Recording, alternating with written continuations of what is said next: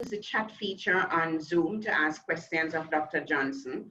We're also streaming live on Facebook page and also on Dr. Hume's Facebook page.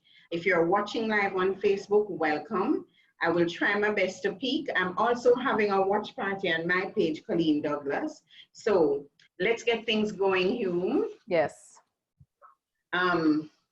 So I was sharing earlier on that when I speak about you, when my friends speak about you, Marsha in particular, she thinks you're so poised and professional. When I speak about you to people, I tell people, say, Hume, I'm a big idiot, you know, she's the funniest woman I know. I laugh all the time in our conversations, and I think it's why we talk so much.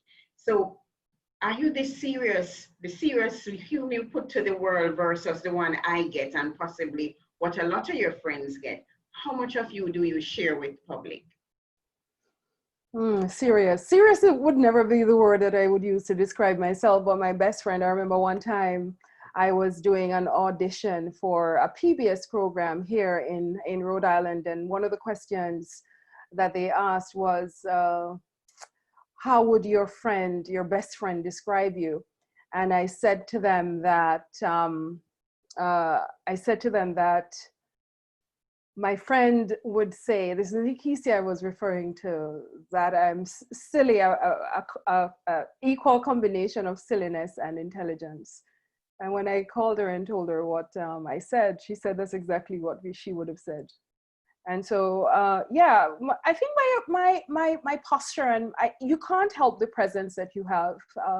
You either have it or you don't have it. And I think that I've been blessed with having presence, and when you enter a room, and I've learned how to enter rooms and not apologize for my presence. I'll talk about that later on, but people probably see me as serious because I'm serious about what I'm about. I'm serious about whatever task I'm doing. If it's a small task or a large task, I'm usually taking it very seriously. I usually want it to get done well.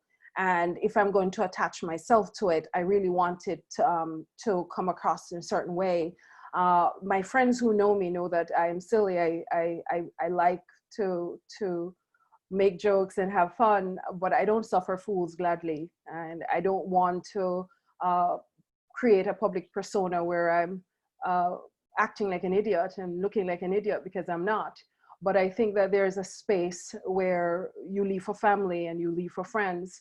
And I would like to think that I'm one of those individuals that will not display everything to the world.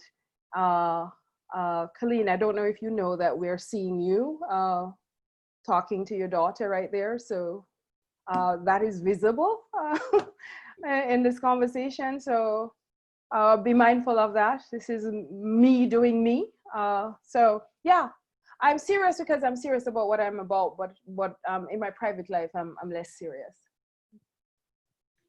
Thank you. And thank you for that production tip.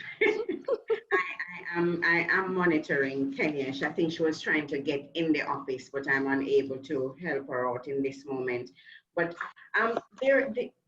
you said something about not apologizing for your presence.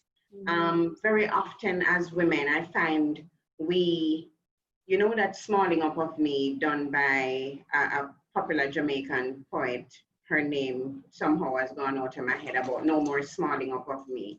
And so I'd like for you to share with us, how do when did you get like this? Were you always this confident? I think I was. I think I was confident in the sense that I don't think there was a time that I was made to sit in the background. I remember when I was in high school, and even before high school, and I was going to church. My mother was a early childhood education teacher, and I used to get the longest poems to say in our church, the Apostolic Church of Jamaica in Claremont in St. Anne. I remember I was part of the Christmas play, and Dione Winter. There are quite a number of people I could call upon right now that was part of that whole experience. And I knew that I had the gift of gab, and, you know, I could talk, and even though I was nervous a lot of the times, I would dare. I was daring. I think I was daring. It wasn't that I wasn't suffering from the same low self-esteem everybody was, but I think that I dared to do it. And I dared to say the poems that they gave me to say. I dared to stand up and say my part in the Christmas play. When I was at Ferncourt High School, I dared to perform in the debating society. I dared to speak up when I felt that something was wrong, or something that I didn't agree with. And I think that sometimes I was considered rude. People would say you're rude, because their version of humility, I think Jamaica's version of humility sometimes is that you do small up yourself. You do act as if you're not there, and you pretend to be shy, and you kind of sit in the background. And I don't recognize or ascribe to that kind of humility, or that definition of humility. I think that we have to make sure that our children are confident enough to advocate for themselves, to speak up for themselves, especially when things are not going right or they're not feeling comfortable in a situation, and also to own their voice. I think it's important to, if you have something to say, that it doesn't just remain unsaid, or you forget, you're in a room and somebody forget that you were there. I didn't want to be that kind of person. And, you know, at some point in my life, when I did voice and speech, I actually learned how to be a lot more confident, even though I was outspoken, but I learned to be personally confident. And there's a difference, I might add. I'm nodding, I'm smiling, because the next thing I wanted to ask you was about growing up in your community. Wow, yeah. And my watch has given me the name of the author is Jean Wilson. Thanks very much, Teresa. No More Stand Up of Me. Yeah. Is the name of the That's poem. very relevant. So I mean, we're from small societies, and I'm from a rural area, a rural hamlet in Claremont in St. Anne. And even though St. Anne is very well known in terms of being a tourism space, there are rural hamlets that surround Otrius that are very rural in their culture, very rural in our attitude, and we don't lack sophistication, but we certainly we prefer to remain in the background, so to speak. And Jamaica operates as if Kingston is Jamaica, but Kingston is the entire 14 parishes. So when I was growing up in Claremont, what I recognize about Claremont and what I like about it is that we liked each other. It's a strong sense of community. Everybody took care of each other. And I think it's representative of all rural communities in Jamaica. You are your brother's keeper.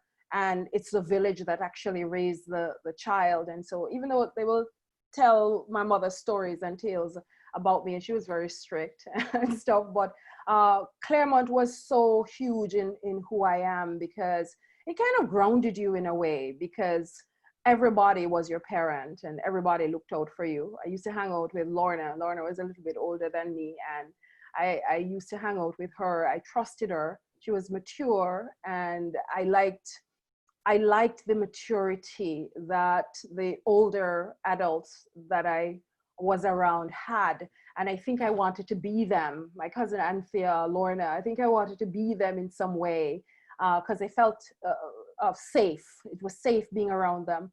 I was a part of the community, Claremont Community Action Development Committee, when I was about 16 or 17. And that was something from the National Drug Abuse Secretariat. And when you're a child or a teenager like that, and you're part of something where you are looking at the policies and what can advance your community, you kind of grow up a little bit, because you're looking not just for yourself and your own needs, but you're looking at the community around you as well. I was also part of the police youth club. And I mean, that was fantastic, because this was where all the young people were on a Friday night. And we would do things for the community. We had projects that we worked on together as a community. And it was great. We walked to high school. I walked a mile to high school long before they had taxis and stuff. And, you know, it was great. I had a lot of fun growing up in Claremont. You mentioned your mother, Ma. Ma, Ma talks. You said that she's strict. When you look at her countenance, she looks strict. So how much has your mother influenced who you are as a woman? My mother is actually strict in the sense that she wanted so much for us, and she thought that we could achieve more. I mean, you grew up in a poor environment, but you didn't have to remain there. You don't forget where you're coming from, but you don't have to remain there either physically or metaphorically. You can have a larger vision for yourself. And she is a laugher. My mother she was strict. Yeah, she was strict on us when she wanted us to succeed, but she is a bag of laughter. Anybody who knows Betty Tucker knows that she's fun. But one of the things that I really feel strongly about is the lack of attention to rural women by the government of Jamaica. I think that if my mother, for example, had the resources, she was a serial entrepreneur. She was a baker in the city. She baked everything, bulla, bread, buns. She got orders for cakes at Christmas, and she had a shop. And so being an entrepreneur was so essential to kind of getting us through school. But when I look back at it now, I realize that, wow, this was her trying everything to make sure she had the resources to put us in school. But had she had the information in terms of investment, in terms of business acumen, and all of what we know now as entrepreneurs, she would have been a beast, and I think that even now, there are a lot of resources that rural women don't know about. Nobody knows about the stock market. Why should it be a reference point only for people who are middle class, corporate, people who are in Kingston? Why isn't that kind of information given to the shopkeeper, the woman who is selling in the market, the person who is looking to advance higher than they are, and they live in rural communities, they have no plans to live in the city? Why don't they have access to that kind of information? I think there's so much more that we can do for women, rural women in Jamaica. Years ago, you would have met me. I was at Women's Affairs, and yeah, some things were trying, Glenda Sims at the time, but again, not looking at business, but sort of sending rural women to farm, and that was it, or craft. And I have tasted your mother's Christmas cake. Yes, I still have a Christmas cake. I have a piece of Christmas cake in the fridge from Christmas. It's amazing. It's still there. Sorry, Win. You remember the last time you were here, you get sorrel and we finish it? You couldn't carry it? Yes. You stole my sorrel. I remember.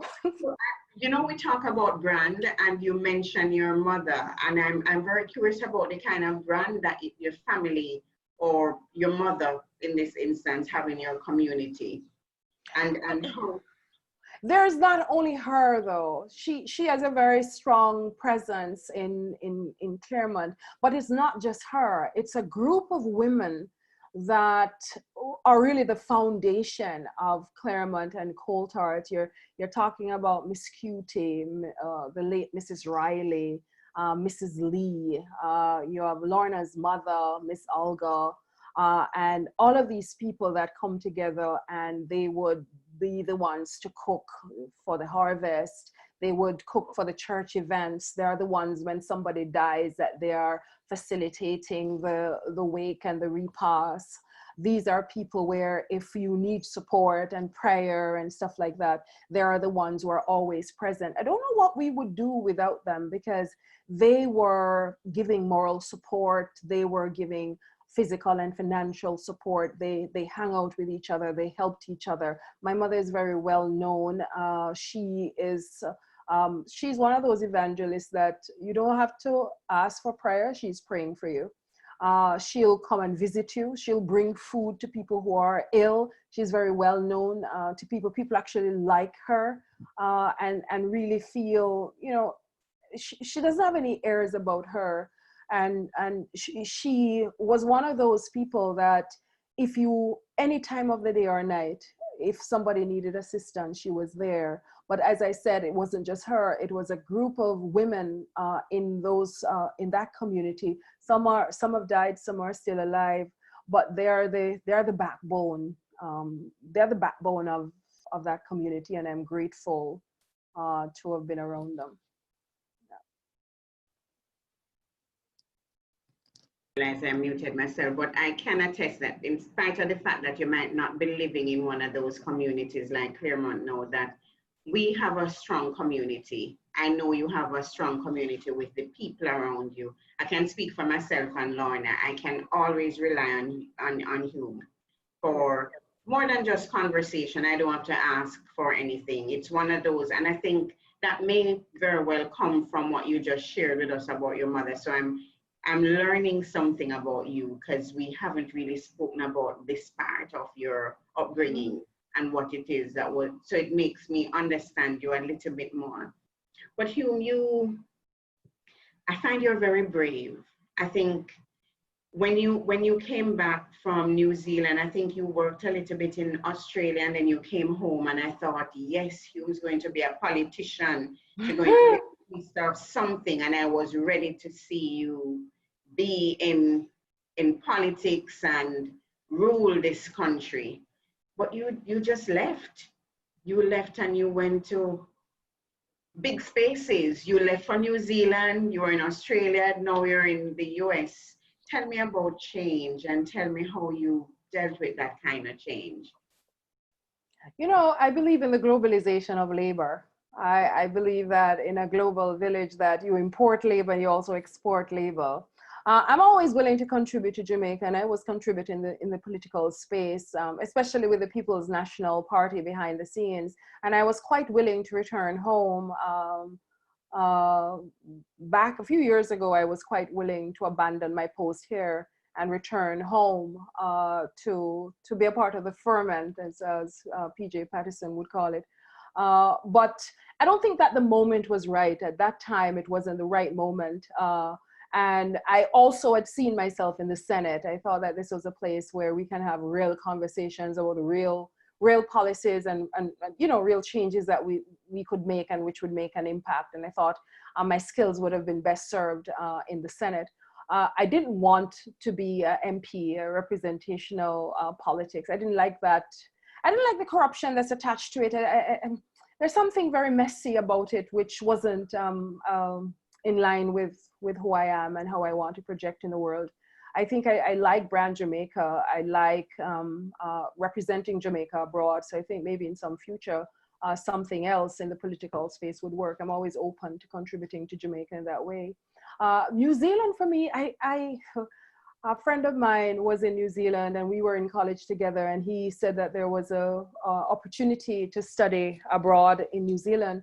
And I actually had turned it down because I remember looking at the cheese. The only thing I knew about New Zealand was the cheese in the supermarket in Jamaica had said made in New Zealand. And so when I was at RGR and I was reading the news, I remember one evening coming up from the studio, and I'm waiting to read the 6:30 news, and there was an email that came in from Professor Lloyd Waller now. And Lloyd said, wow, they're giving away scholarships, you know, and Jamaica is on the list. The Caribbean is on the list. And, you know, I think it would be great if you, I said, I don't want to go to New Zealand. I want to be an ambassador, you know. I'd love to go to England and study diplomacy. And of course, I'm not very diplomatic. But at the time, I just thought, there is a woman who answered an email that I had sent to inquire more about it. And the fact that she was so open and she kept responding to my email and cajoling me to take up this opportunity. And then Professor Trevor Monroe was also quite instrumental in saying, I really liked your master's thesis. I really think that you're a thinker, and I think that you should pursue a PhD. And so, you know, those combination of forces made me make that decision to go to New Zealand. But it's interesting that it's difficult to make a change, because I remember I was sitting having lunch with a couple of friends at RGR, and one of them said, I don't think I would ever be able to leave Jamaica and go that far. I couldn't leave my family. And it's a thing that sticks with me, because I remember when I stood at the airport, it's something that makes me emotional sometimes. And Ingrid was there. She was working at Air Jamaica. My friend Ingrid Barnett, who is on this call hiding. And Lorna was there because Lorna is always my champion, Vicky.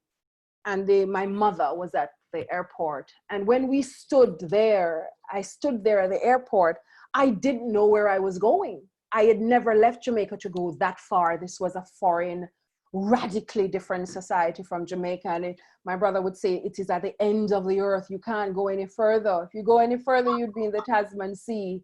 He used to say, and it says, I'm definitely going under. And my mother had this look in her eyes, and it was pain. It was, she knew that I had to leave, because change and progress means you change your place. You have to change priorities. Sometimes you have to uproot yourself, and you have to be willing to kind of make those major sacrifices in order to get the progress that you need. And my mother knew this. And she was so pained to see me leave to go to a foreign country that she couldn't even imagine. It was 23 hours on a plane, and four planes and 23 hours flying time. And this was a place that I had never been, she had never been. We don't know anything about it. And I will never forget that look in her face. But one of the things I learned from that experience, you feel the pain and still do it. You are supposed to feel the discomfort and still do it, because there is no success and there is no progress that is standing still. Everything that you're going to achieve in your life requires you to move and to change in some way. So you have to just bite the bullet. I did. I didn't adjust very well to New Zealand the first 6 months. So I remember them stealing my money. My entire life savings at the time was probably $1,000 US. And I lost it, or it got stolen within the first few months. And then this was a different society. And my supervisor at the time was this wonderful Indian woman from Kerala, Priya, Korean. And Priya said to me, forget about Jamaica, forget about what you know. This is New Zealand, and you have to surrender to your environment. And that word surrender was so important to me, because surrendering means you exhale, you stop fighting the difference, you stop fighting, this is not Jamaica. Can you embrace where you are at and what this means and this opportunity? And when I was able to wrap my head around that word surrender and was able to truly surrender to this space, then I began to see New Zealand as this anchor that I could, do something and I could achieve something. And I really came of age in New Zealand, I love to say. I was in my mid-20s when I went there, and I spent 4.5 years, almost 5 years. And so I really grew up in New Zealand in various ways. And I was outside of Jamaica, being able to look at and study Jamaica from a vantage point. And it was an extraordinary vantage point to have. And so I made use of that opportunity.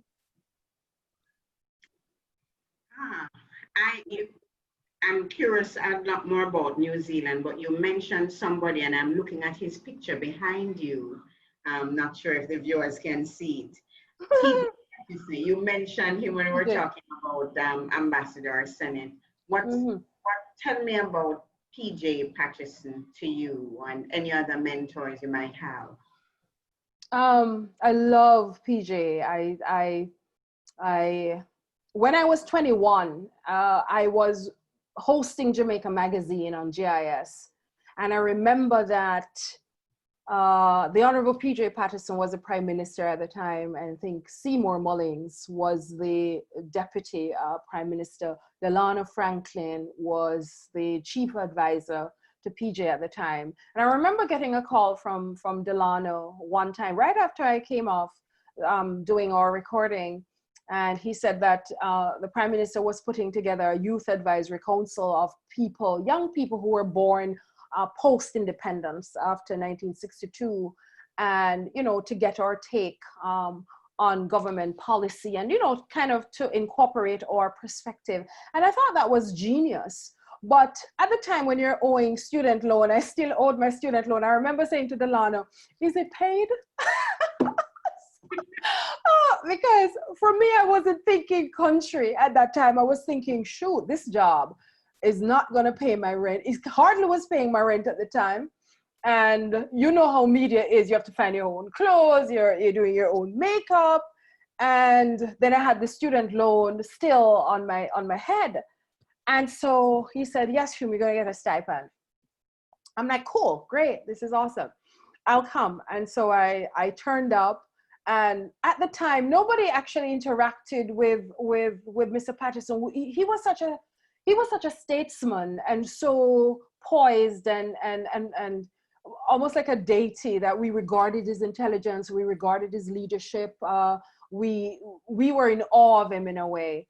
And so it's not like we were busy having conversation. We had a group, we met with him once per month.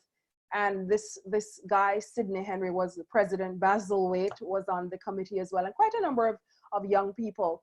And we would discuss government policy on security, social welfare, quite a number of areas. And we would research. Donna Hope, I think, was part of it as well. And we were researching what we thought should be the proposals, because you couldn't come to PJ by outlining the problem. He was not interested in you telling what the problem was, or, you know, he wanted, what do you think should be the solution? And from our perspective as young people, the future of the country, what was our perspective? And we gave the government a C one time, and they were not happy about that. We graded the government a C. I know as a professor, I understand why people get upset with C's. At the time, we thought that a C was, it was all right. It means that you had work to do. But now as a professor, I'm thinking, nobody likes getting a C. But at the time, I didn't realize that PJ was taking note of me in particular. And I remember later on, after I left New Zealand, I think he invited me up to his house one day. And like an idiot, I thought it was going to be everybody in the PMAC, the Prime Minister's Youth Advisory Council, who was going to be there. But it was just me. He wanted to talk to me. And he said he had read my work in the newspapers. And I used to be very outspoken in the PMAC. And he really wanted to groom me and to contribute to my development. He thought that I was a thinker and I had a contribution to make to Jamaica. And he wanted to make sure that, he can support me in wherever direction. Of course, he had a particular direction that he wanted me to go in. And so PJ has been kind of a mentor. I keep in touch with him. We have a rapport sometimes on WhatsApp, but I appreciate his counsel. Barry Chavans, the late Barry Chavans, I don't know if people remember, he was an anthropologist and dean of the Faculty of Social Sciences at the UWI. He was one of the first persons that I encountered that said, you should publish, you should make a contribution in academia, publish. I need you to contribute to the conversation that's taking place in Jamaica. Use your voice. And, I cried terribly when he died, because he really stood by me and gave me a lot of support. Tony Rebel was my friend from I was 19, and Delano Franklin. Those were people that when I was, in my formative years, these were people who were already achieving at the highest level. And these were the people giving me advice. And I just sucked it up, because Tony Rebel's father said to me one time, if you want to start at the top of the ladder, your only intention is to climb down. So you need to take it one step at a time and try to grow.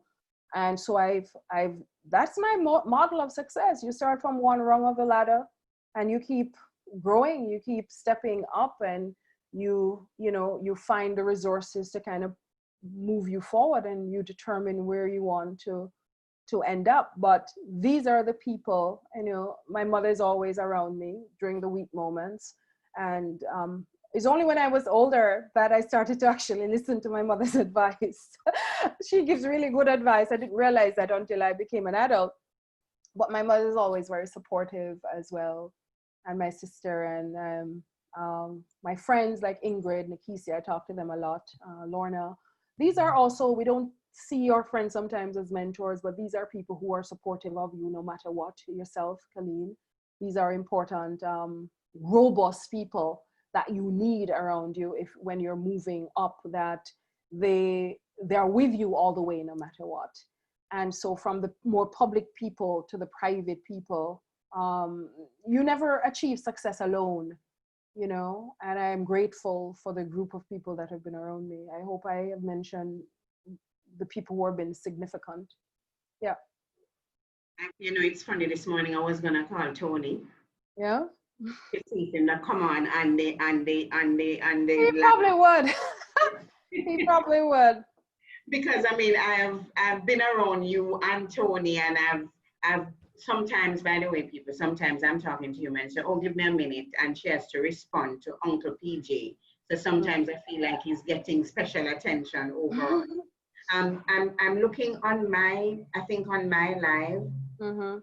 Dr. Hume, have you ever considered going home to become a political leader? That's from Coleen Douglas.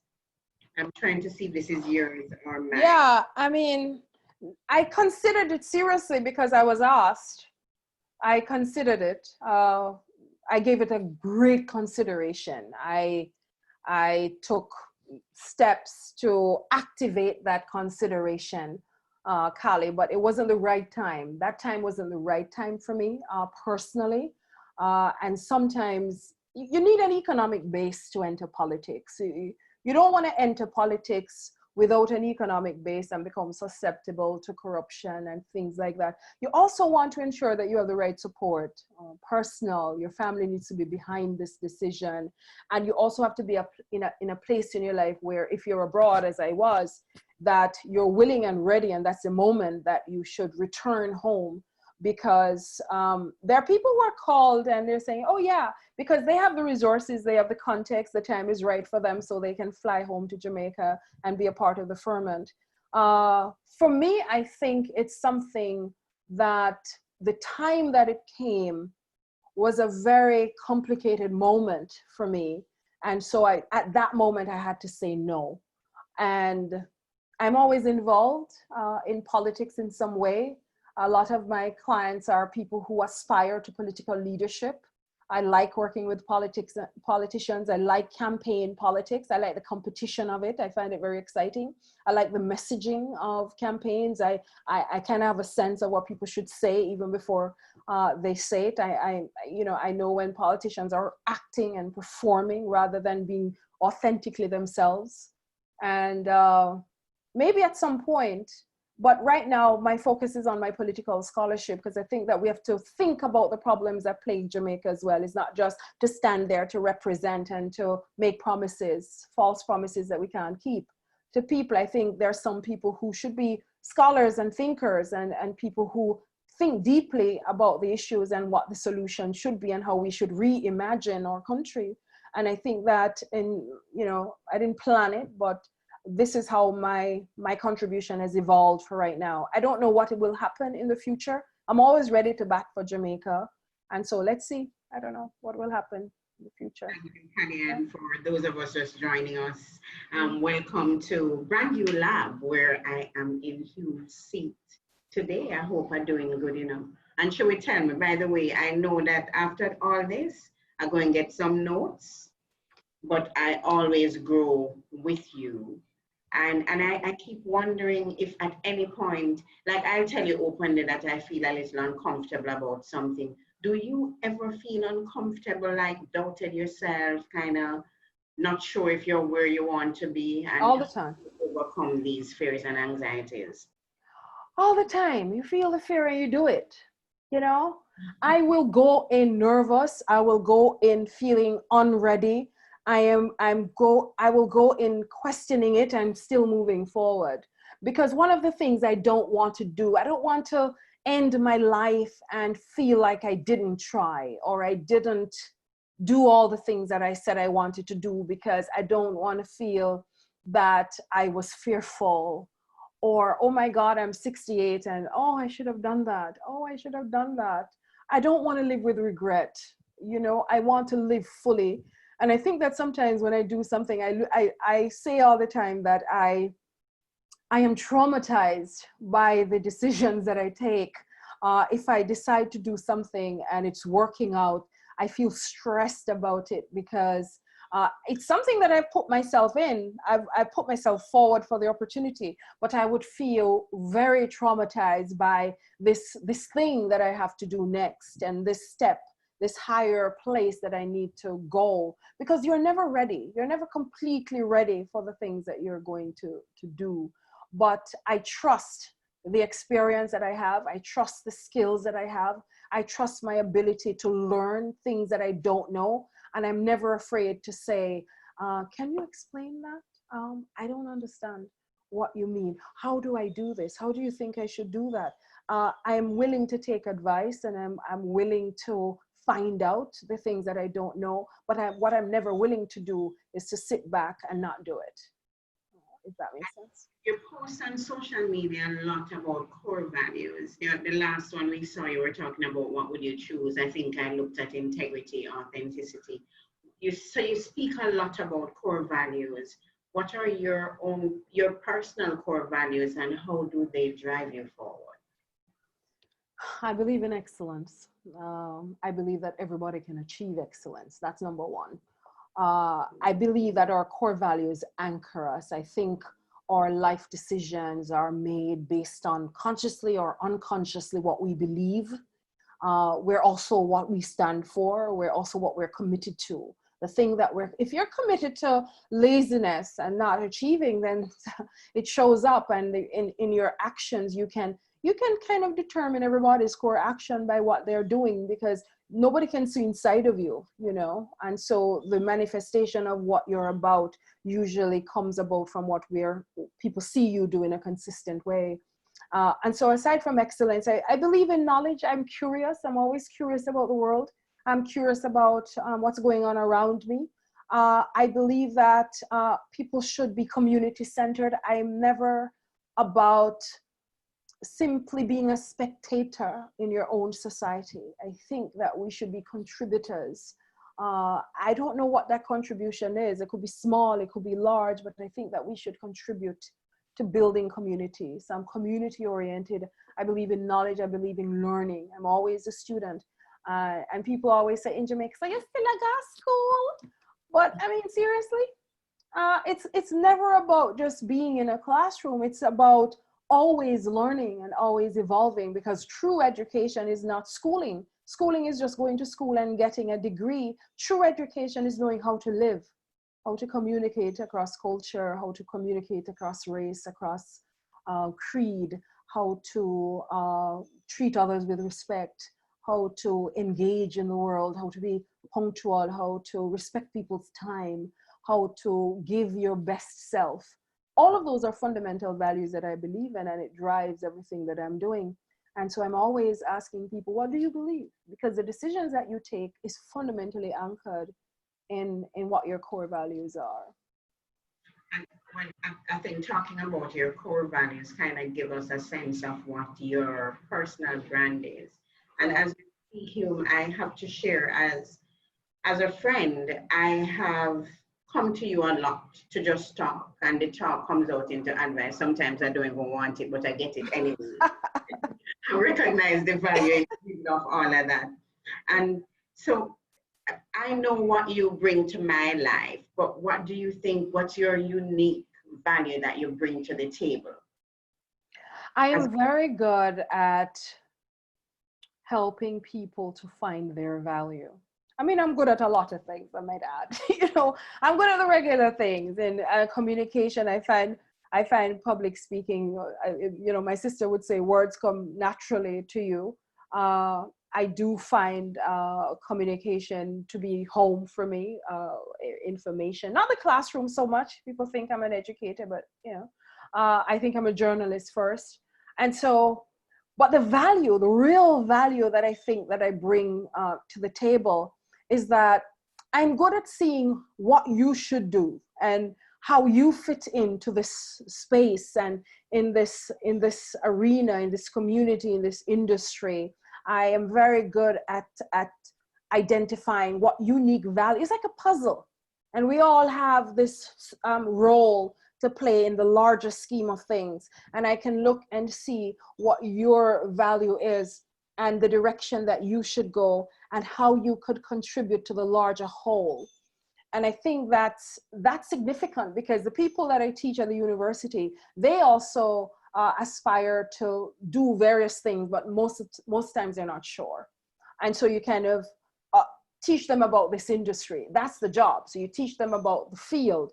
But the work that I really value is the executive coaching work, because these are adults that already at university already have their degrees, they're already in jobs. A lot of them are very successful at mid-career, and they are in upper management or middle management, or they're doing various things successfully in their career, but yet they want to do more. They feel like they're not as focused as they should be. They feel like they should have a voice, and especially in the digital age, where everybody's trying to compete with each other to see whose voice is louder, whose voice is stronger, who has more following. I think that's a waste of time. I'm never aspiring for following on social media. And people are giving advice as to, if you do this, then you'll get more followers. And if you do this, then, I mean, what are you going to say to the followers when they come to your social media? What are you going to say to them? What value are you going to add to them? Are you going to be willing to consistently every day, every month, every year to feed that beast? Because once they're following, they're waiting for you to kind of feed them. And are you going to be willing to do that and to stick to that goal? And I think if people really find what their true purpose is and what their true contribution should be, then there would be less confusion. People would be acting in ways that are more beneficial to industry. They'd be acting in ways that is more beneficial to their community. They wouldn't be bothered to be envious of other people or to be watching what other people are doing, because they'd be so focused on getting where they want to go. And I find that when I focus on other people, I am helping myself as well. I learn so much. I feel so excited. I mean, my friend Camille calls me a cheerleader. I'm so excited when people are achieving what they want. And I didn't plan it this way, but I think that probably is my purpose. Thank you. You mentioned mid-career professionals earlier on, and this is my advice section. I'm asking you immediately, as you mentioned them, what advice do you give a mid-career professional who is still searching for it? Clear the cobwebs. Find out what unique value you're going to bring, and to what industry, what arena, what space, and what are the essential skill, the essential value that you think you can bring to this particular space, and focus on that. Don't be digging a hole over there, digging one here, and then trying to figure out which one will work. It doesn't make sense. It is important to find out, okay, I'm excellent at assessment. And I was talking to my sister-in-law this morning when we were running around the park, and we just started to do our branding, free of cost. I was telling her, I'm like, okay, so you're interested in education. You want to be a consultant in education. So what is your superpower? What do you do better than everybody else? What are you better at? What aspect of the job? And she's a teacher, but she's really good at assessing and asking the rigorous questions and helping the school coaches and the school administrators and the teachers to kind of, how do you make this assessment better for a student? How can we better serve students by allocating resources in a certain way? And I'm like, why are you a bloody teacher? If this is what you think you can contribute, why are you teaching? Because it seems to me as if you should be in policy, or you should be in administration. You're looking at the bigger picture and how schools can operate in a different way.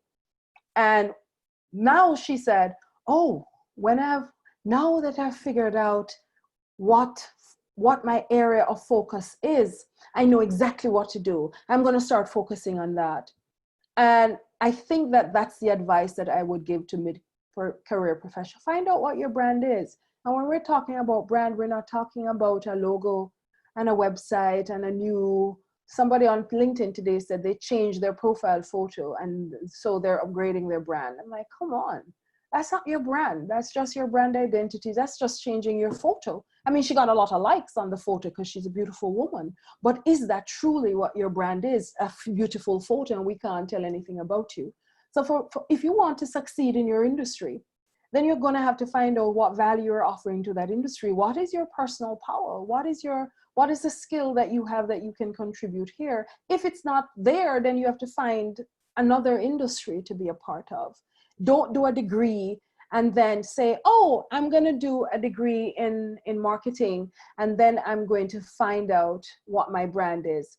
That is putting what they call it, the cart before the horse. Is that the expression? You really must find out what your brand is. What is your reputation, who you are, what value you're going to offer to the table. And then you go do a degree in that thing if you need a degree. Because I don't believe in just doing degrees for the sake of it. I mean, because you're wasting my time. I'm a professor and I see the wasting of time around me every day. So you find out what your brand is, and if you need to upskill, then that's the time that you upskill, and then you'd have a clearer sense of what area I should do this upskilling in and what direction I should go in. Yeah, I hope that makes sense. It does make a lot of sense, and I can testify to that. I think we were talking the other morning and I was saying to you, do you remember when I used to make posts on my Facebook page? Because at that time I wasn't on Twitter or IG. But on my Facebook page, people would call me bitter CD. I'd make comments that made sense, but it would either be very cynical or sarcastic. It was never just something that's adding value. People were seeing the bitter and not hearing what I was saying. And it was you who pointed it out to me. And I changed the tone, just as though it was you who said, Coleen, you do all these things, but you're not calling you to the table. And I get called to the table now because I think I got a little bit more structured and more deliberate and a bit more confident in it. So I think it's good advice for all the mid-career professionals out there listening. You have to pay for it though, because you're not a friend yet. But another quality I admire about you a lot is how hard you work. I think you're one of the hardest working people I know. You say you're going to do something, and you do it non-stop. Sometimes I say, she have a graphic designer today, something there. But she figures it out. Mm-hmm. We were doing a Zoom one evening, and I remember I should have gone to find some technical help. The help didn't come through. And the next day, my girl worked it out long time. Because there's something called Google and YouTube. Sure that your best is always presented all the time. You know, one of the things I've learned, that if you're going to do something, you have to do it well. I remember in high school, when we had tests to do, and my duty was to wash up the dishes, I would wrap my book in a plastic bag and I would put it on the counter so that when I'm washing up the dishes, it wouldn't get wet. And so I could actually read what I wanted to read and study at the same time. And I think that I always had it wasn't a fear of failure, but it was a fear of not giving my best self to it. I remember getting a 2. Was it geography? If my mother is listening, was it geography? I got a 2 in. I mean, everybody was getting 1s, and I got a 2 in geography. And you know how they graded the thing at the time. You get 1s or 2s or 3s, and I got a 2. A couple of 2s I got, and I thought that I was more than a 2. I deserved a 1. I bawled so much. I was crying for about 6 weeks after CXC. And you would think that I had failed.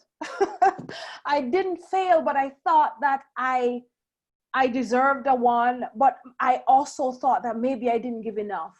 Maybe I should have done more. Maybe I should have studied more. Maybe I didn't answer a question right. And so I was stuck with that meticulousness of, if I'm not worried if I gave 100%. If I go to a job interview, I didn't get it, and I know that I have done everything that I could have done, and I presented my best self to the table, then I'm not going to break my neck over it, because there are certain things that you can't control. But if I feel like I didn't give enough, and that is why I always prepare, and I always tell you, Coleen, it may sound as if words are flying out of my mouth when I'm doing a media interview, but I actually prepare. I had an interview with a gleaner yesterday or the day before, and I said, can you give me half an hour? And she said, okay, I'll call you back, the reporter, because I needed a minute to kind of read a few things on the background of what she was asking me about. I don't like to wing things. I don't like to go in unprepared. I think that it's disrespectful, number one, to not prepare and to wing something. I think it's disrespectful to the process. I think it's disrespectful to yourself. And I always want to feel like when I'm done with my clients that they get 100%. If I'm doing an exam, I give my full self to it. And if I'm doing a project, if we're doing this, why are we winging it? You know, I have to cut you right here. Ladies and gentlemen, at 4:30, we logged on to the Zoom. When we log on, I was sitting in my nice bossy chair, and my lady said, you don't look too comfortable. You look like you're in a one boss chair. And so we were preparing. I was being produced. We talked about this intervention, so don't surprise me.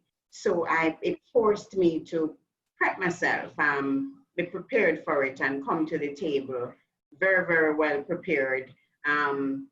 But remember, it's surprising, not in terms of what you're asking, because I don't know what you're going to ask me, but it's prepared in the sense of we want to make sure that we have everything set. You know, we said we're going to start at 6 o'clock. People are expecting us to start at 6 o'clock. You know, why don't we commit to that? Because that's professionalism as well, isn't it? I want to say, to greet some people on Facebook. Dion, I see you. Welcome and thanks. Dion is always, I met Dion the other day in Brand New Lab, the first one. Brand New Lab, yes. Our COVID panel. We took a question from you earlier on. I see the question you're asking. I'll ask her in a few minutes. Lyndon Taylor. Hi, Lyndon. Lyndon is my friend too. Dr. Hume is amazing. She's truly inspiring and a wonderful human. So proud of her accomplishments and scholarly work. Thank you, Lyndon. I want to know this question because we spoke about it. You look composed and very well poised all the time. Dion is asking what makes you uncomfortable. People who are late. Oh, what makes you uncomfortable? I get really uncomfortable if you say you're gonna come at 1 o'clock and you come at 1:30, or you're just leaving your house at 1:30. I get really uncomfortable in an aircraft. I spent many years traveling to New Zealand and then Australia, but maybe I've outgrown air travel. I like being in a foreign country. I just don't like the process of getting there. So that makes me uncomfortable. I'm uncomfortable with not achieving the thing that I set out to do. I'm uncomfortable with things that are incomplete. I get really uncomfortable if there's a project that I have to accomplish and it's not done. Or there are many things that I start and I don't finish them. I get very uncomfortable about, I worry about my mother. I want her to live forever, never die, ever. I worry about not being able to support my family in the way that I want to. I worry about, I don't sit and worry in the sense, but it makes me uncomfortable. I'm uncomfortable about a thing not working out. We're doing all that we can and the thing not working out. What can we do to make it better? And I'm really uncomfortable about people who are supposed to be doing their part and they're not committing to their part of it, because everything requires some kind of collaboration and teamwork. And if someone is not doing their part, the whole project doesn't work as well as it should. And one person shouldn't be controlling the whole thing. I really get uncomfortable about those things. Yeah? We spoke about change and we know you're brave. But how do you take your place in a country, a big country like the United States, and stay on top of your game? I don't want to stay in the small pond. When you're in the small pond, everybody's doing the same thing and there's a ceiling and we reach the ceiling too quickly. And then you're like, what are we going to do next? I think in a bigger space, no matter what the space is, you refer to country here, but it could be anything. It could be if you've already accomplished this task and you're already in this space and you've reached the ceiling, what next, to use Dion's question, what next? And I feel like when I moved to New Zealand, it was my learning phase, learning to be a woman and learning to be an adult, and learning to live among other people who were different from me and who had different beliefs, and they were from different cultures. I matured in a tremendous way in New Zealand. In Australia, I felt that I could offer to the media industry there, and I was willing to do that. I came home in the middle of that for other reasons, but I really miss Australia. I think I would have achieved a lot there. But when I came to the United States, what I liked about this country was the braggadocio of the Americans. Even if it was hollow, they were vacuous, and it was just, bullshitting you, forgive my vulgarity. They did it in a confident way. I also liked the fact that their entrepreneurs and their people, and at least the ones who were showing up on social media, were all trying to achieve something. And everybody believed in this idea of the American dream. I never really bought into this dream because you wake up from dreams. But I believe that you can set goals and you can set a vision. So I didn't see America as larger than me, that I couldn't achieve anything. I saw it as an opportunity. And I had good people here.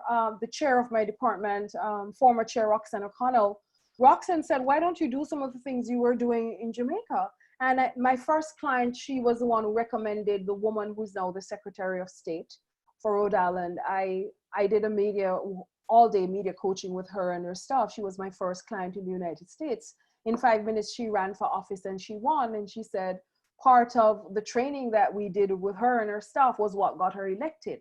And part of that gave me, we had such a boost that day, me and the couple of students who I used to participate in this training. I felt a boost because I always felt when I came first to this country that I was smalling up myself, to use the term that you said the author used. I was smalling up myself. It seemed like a bigger place, and, but then Roxanne almost gave me the permission to, okay, why don't you do some of the things that you were doing in Jamaica here? So here's a market, here's a bigger market for you. Rather than complain about the salary at the university, which I often do, why don't you try to contribute to the politics in Rhode Island? Why don't you get clients here? Why don't you brand yourself? Set up a website, was her advice. It took me about 2 years to actually follow through on the advice that she was giving me. But what I did at that time was, okay, I had to come back and understand the value that I could bring to the table. And I could bring that value, given my global experience in New Zealand and in Australia and in Jamaica. I knew that I could bring that value here. And that is the approach I took, a more mental approach first, and then being a little bit more organized around establishing my business in a formal way. I have to thank my brother for that, because I was doing business for a long time and didn't register it. I didn't take it seriously. I was only accepting clients when somebody asked me. I felt I was bigger than setting up a business. And then my brother intervened one Christmas and said, I'm not a serious person. If you're doing business, then do business. And so I decided to take the plunge and do it. I'm hoping in some future to take the plunge and just do it full time, but maybe that's not my calling. Who knows? Tell me, what does success look like to you? Success is very individual. Success is dependent on the goals that you have set for yourself and the bars of achievement that you want. When Usain Bolt said, I want to be a legend, he set his success high, and he determined that when I become a legend and when I win all of these races and I break all of these records, and he had the records in mind, he knew that if he had achieved all of those goals, and he would become a legend. People thought he was showing off. He was being boastful when he said he's a legend, but he said, I want to be a legend. And he identified what legend meant. So for me, success is personal. Identify a set of goals that you want to achieve. And if you have achieved those goals, that's success for you. One of the biggest mistakes you can make is to say that success is to have what that other person have, is to buy that house over there and to buy that car over there. Those are material things. I remember when I was telling my mother, I want a house. And I really should achieve that.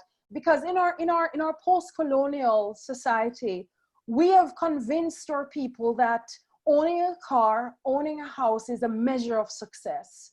And then my mother said, but you have already achieved success. Look how many lives that you're contributing to. And one of those moments is a time that I really truly expanded my own notion of what success looked like for me. Because at the end of the day, these are material things. Success is, how have you evolved this year? Are you more emotionally intelligent? If you have fitness goals, are you fitter this year? Is your health any better this year? If you wanted to make sure that you set up your own business, have you achieved that? And I think that if you measure your success based on your own personal goals and not the other person, don't let anybody else set their bars of success for you. You can see people and you can say, oh, I'd love to do what she does. I'd like to achieve what she has achieved, but it should be on your own terms, on your own timeline, by your own measure. It shouldn't be based on somebody else's timeline, somebody else's measure. And so I want people to be careful about that. Tell me how you find balance. You just mentioned fit. I don't have any balance. To be truthful, I have no balance. Damian Williams on our COVID panel and said there wasn't any true balance. For me, if there is balance, I don't know about it. I've never encountered it. I'm working towards achieving balance. I did want to exercise. I mean, in the past, I used to exercise a lot, and then I had stopped because I really don't like exercising. I find it a chore. Now I've certain goals that I decided to commit to, so I've been exercising again. In terms of balance, I think that people should rest. I really haven't figured it out yet, because I'm more worried about the jobs that are incomplete. Mm-hmm. And because I'm worried about the jobs that are incomplete, I am more about getting up to do them, because I'm uncomfortable about the fact that they're incomplete. I am learning to not change the deadline, but change my approach to it. Does it mean that if I take 2 days off, that it doesn't get done? I realize that it doesn't mean that. Most of the time, I'm the one who has set the deadline. I'm the one who has the beating stick over my head. There's nobody who says, you need to get this done right now. And right now, it's learning how to sleep as well. I need sleep. I honestly do. Yes, sleep is important. I know. We talk about sleep all the time, because there's one person I can call. It don't matter what time I wake up 3 o'clock, because she's 4 ahead. I can ring the phone. She's awake. But I get a fun question to ask you. Somebody should ask you, and you'll forgive me for not preparing you for this one, your ideal date.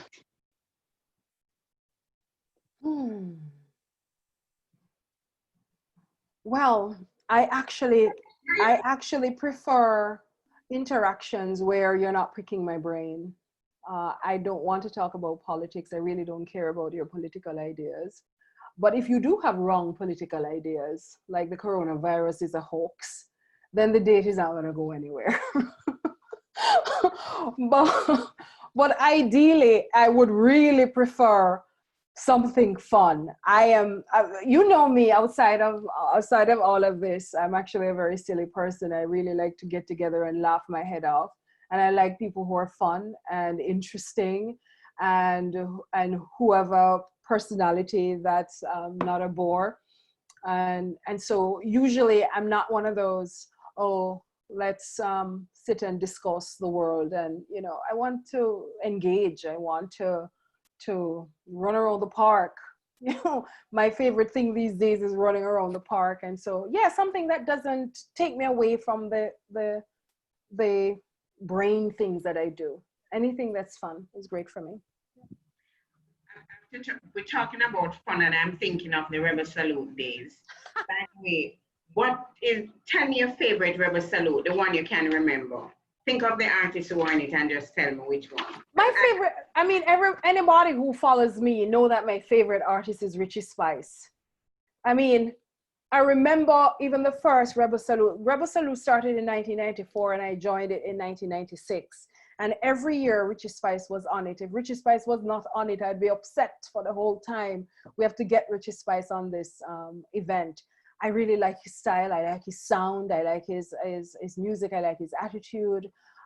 There's nothing much that I don't like about Richie Spice. So I always like a Richie Spice. If I'm working, and you know, with Rebel Salute, you work so much that the red in my shirt is in your eye. By daylight, you're so exhausted because you're running around trying to make sure the production is going as planned. But I always stop when Richie Spice is on stage and Leroy Gibbons. People, I don't know if you remember Leroy Gibbons. I think he lives in Canada now.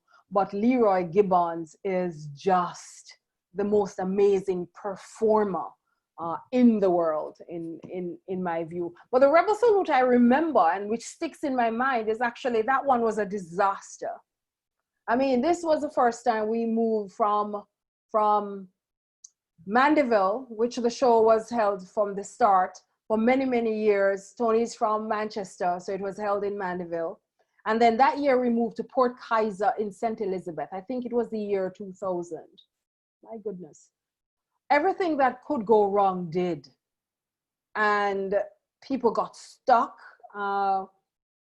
We walked a mile to even get the artists. I remember Buju Banton was meant to be on that show. And I remember Nerissa and I walked a mile to go into Buju's bus to get him to come down to the venue. He had to walk with the instruments on his back, and his band had to walk with their instruments. We set up the stage in the wrong place, and so everybody could see the show. I mean, it was bad. And so I remember, I mean, Rebel Salute is such a great, significant cultural product. It is such a movement now.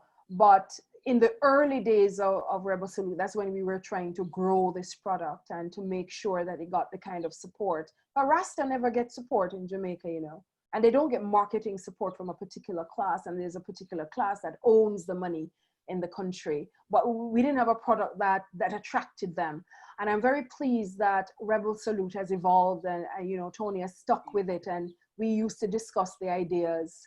Every year we discuss what we do next, and Tony's always willing to evolve the show and evolve the product, evolve the brand, evolve the presentation of it.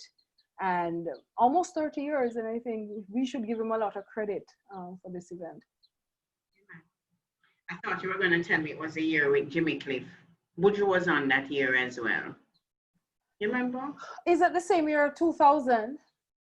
That's what I'm saying. It sounds more like 2002. Or if it's 2000 or 2002, that's the first year we moved to Port Kaiser. That's the one I remember the most. So, ma'am, what are you working on right now? My syllabus for start of semester. I'm teaching 4 classes in the fall. Media, introduction to media. I like to talk about that because the media is so central to the democracy. And in this veil of disinformation, misinformation that we have, I want these American students that I teach to understand and to kind of question the media and question the outlets that they listen to, and to make up their own minds about the issues. And so that's what I'm working on. I'm teaching public speaking as well, so I'm working on that. But in terms of my own personal business, I'm pleased to say that I'm accepted as a contributor to Entrepreneur Magazine. And it's one of my favorite magazines that I always contribute to, subscribe to anyway. And I'm accepted as part of their contributor network. My obligation now is to justify this opportunity by actually submitting an article. So I'm writing the first one now. I do want to work or look at personal branding at a more scholarly level. I really want to interview people who are building brands for my scholarship, and to you know, this is a knowledge economy. Work has changed, and in this gig economy where people are using their knowledge to create their own brands and to build their business. It's interesting from a Caribbean perspective, and I'd love to kind of look at that from a scholarly perspective. I also want to write another book. This was my first book on branding here, brand you. This was used in an MBA class this year at Clayton State University, and I'd love to create something more formal that could be used in business schools. So that's part of what I've started to work on right now. Yeah, it's the next mission. What's Jamaica? We turned 58 this year. In 2 years, we'll be 60. How do you feel about Brand Jamaica, what we've accomplished, and what really would you love to see the nation accomplish? I mean, when you think about 50 years, 60 years, it's really still a very young country. And it's extraordinary what Jamaica has achieved in the world.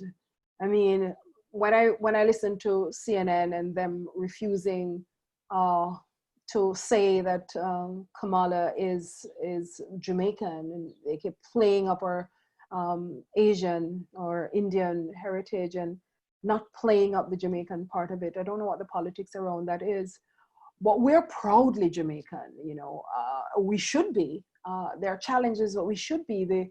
And we have accomplished so much on the backs of our people, in spite of the government, despite the government.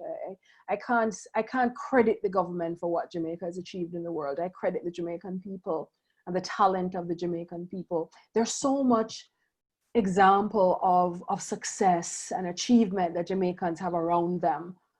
We don't have to talk about Bob Marley and Usain Bolt. You can talk about people in every arena in the world, every significant and insignificant arena. There's a Jamaican excelling there. So I'm proud to be Jamaican. I'm always proud to be Jamaican. What I talk about in my political research is governance, and the governance challenges that to me rival and take away from the achievements that we have in the world.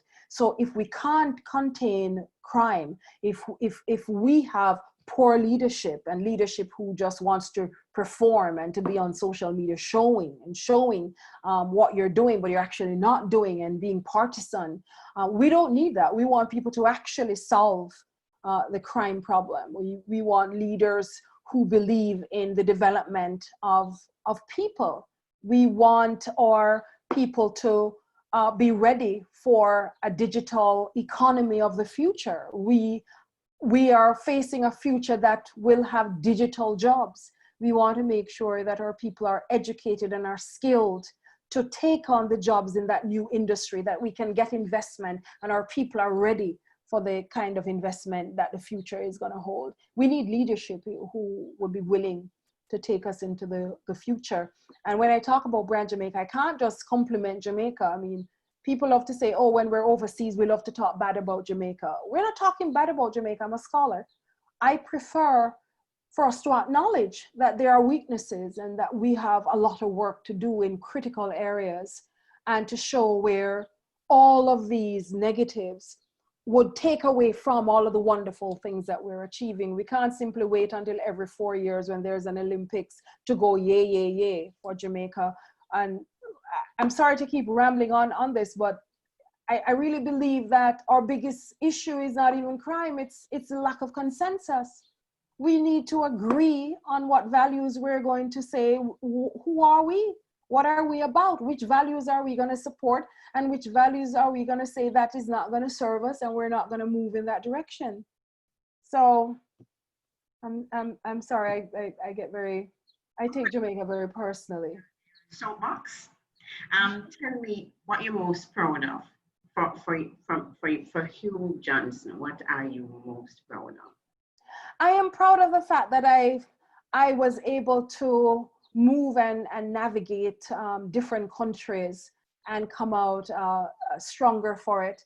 I am proud of the fact that I have developed a voice that I feel I can fully own who I am. I am not scared about what other people think. I am not scared to say what's on my mind. I try to say it as respectfully as possible. I am grateful for Mr. Bennett for giving me that first yes, to say, come into the room, come in one more time, go out, come back in, and don't apologize for your presence, occupy space. And when he told me that at 17 years old, I felt that there was a light that opened for me. I tried my best to not enter another room and apologize for my presence. So I've occupied all the rooms that I've been in. And I'm glad that I can amplify my voice now, and I can inspire other people, especially other Black women and other young Jamaicans who are trying to succeed in a society that's very coarse, and a society that sometimes pulls us back. Sometimes we are our own worst enemies. So I am proud that I hate to say made it, but I'm proud that I made it out of a space where I was questioning myself to a place where I'm confident about my direction, and I'm confident about my voice and about what I can contribute and how I can help to bring other people with me along the way. And I am proud of the fact that my mother scraped to find $10,000 at the time that she didn't have $0. She scraped to find $10,000 for me to do my first voice and speech class. And when I look back at it now, I realize that it was a major sacrifice. $10,000 was a lot of money in Jamaica at that time. And she found it. She didn't even question my desire to do that. She didn't question whether it was the right move and whether I would even achieve the broadcasting career that I had. I don't remember any questions where she said, don't do that, we don't have any money. You know, I can't remember it. And I'm so grateful for her and for opening that, that door for me. To speak of gratitude, I'm trying to remember if it was 2019 or 2018, you gave back to your school, to your high school.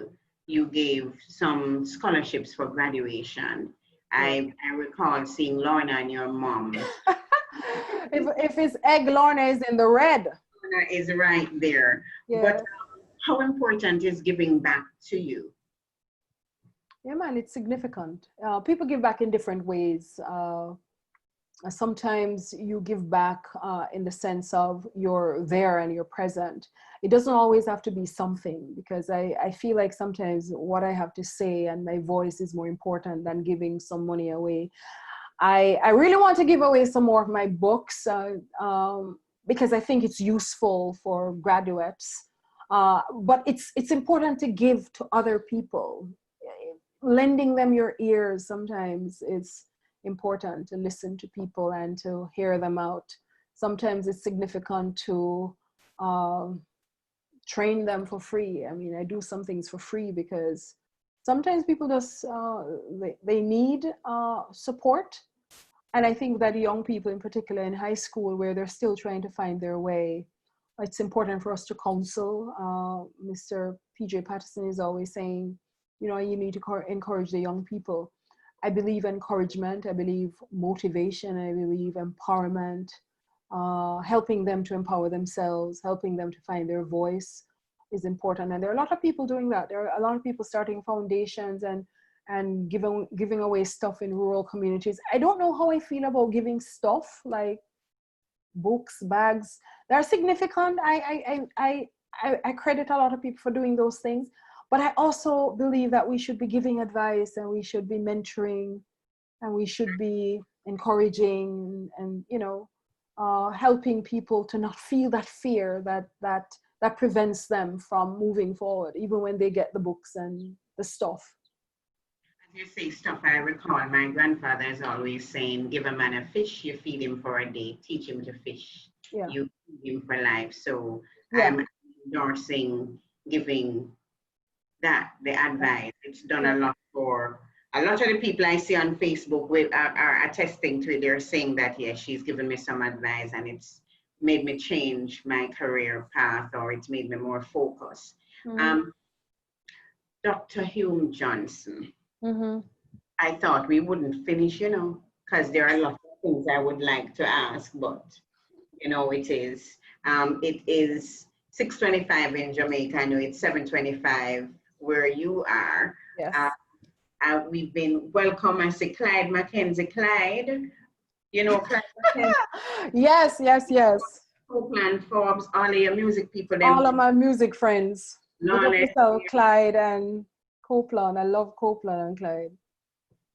Bert Rose. Mm-hmm. So thank you all for staying with us. I see, yes, I'm a stickler for time too. That's Marcia Brown Francis. Thanks for sharing with us on Facebook. And Hume, you are a wonderful friend, a full friend, Michaelia. She said, but yes, I have to say, you're my personal brand coach. Still not there yet, but you're always very patient with me. Thank you for all you do as a woman, Black woman, friend, Jamaican. I see you when it's 1962. We see you with your flag the other day and your combat suit. So sometimes she dresses like that. So thank you very much, audience, for your interest in this virtual roundtable. The conversations are really very important. They serve to empower each other. And it's really often through people's stories that you shape your own journeys and find motivation from their stories so that you get the courage to act and write your own. So for our audience who joined us on Facebook, later we're going to put it on YouTube. Dr. Hume, yes? Yes, yes, yes, for sure. Thank you for another edition of the Brand New Lab. Remember, it's a one-stop shop for conversations, information, resources, and solutions to help you cultivate and mobilize your personal brand. I think I want to ask you to share a little bit more about Brand New Lab and why you decided to create Brand New Lab at this time before we sign out. One of the things I find is that people confuse their personal brand with their personal profile on social media. And they think that once they have a profile and they've developed a following, then they have a personal brand. I thought that the Brand New Lab was an opportunity to really educate people about what personal branding truly is, because it's just the industry term that we're using for your reputation and your personal value, who you are and the unique value that you're bringing to the table. And if you focus on branding yourself offline, kind of finding what value you're contributing in your industry, what specific value you're bringing to your industry, and doing it in a very consistent way, then you can communicate that on the social media channels that are available to us. And if you're simply posting your photos and you're simply showing up, we don't know what your brand is. And I think if you think of it as your reputation, and do people want to work with you? Do people think that you offer quality service? Do they think that you're professional? Do they think that you have integrity? Do they think that you can be trusted? Do you think that you are intelligent and you can offer the quality product to your clients, to your customers, to your colleagues, to your employees? That becomes your personal brand. That to me has more power. And there's no time limit to it. You don't have to have a job. There are people right now on my social media pages they're farmers, and they are philanthropists, and their clear integrity comes through. Their brand is strong and it's powerful, and they're not celebrities, but to me they have built compelling personal brands, and that to me is what the goal should be. And so I wanted Brand New Lab to be a space not about me, not only about me.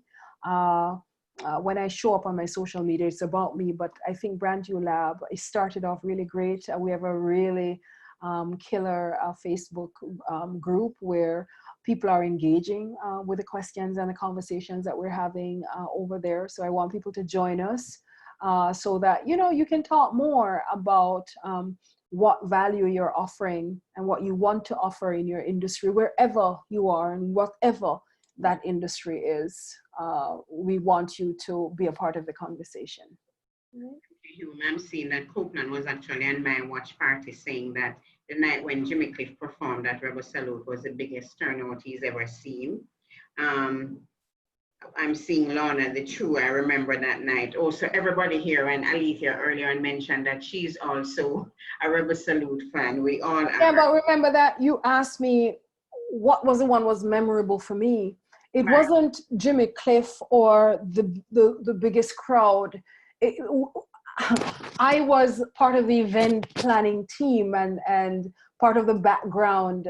And so when the people who are watching the show and they come to see the show, they don't care about what's going on in the background. They just want to make sure that they're enjoying themselves, and when they're ready, they can use the portaloo and they can go in the car and leave when they're done. But on our side, we have to concern about what's happening at the gate. We have to concern ourselves with the parking, the safety of the people there, whether the running order is going on time. And so if you're concerned about all of the multiple and myriad areas of a production, then you don't even focus on Jimmy Cliff. You're like, great, I'm so glad you enjoyed Jimmy Cliff and that was memorable for you.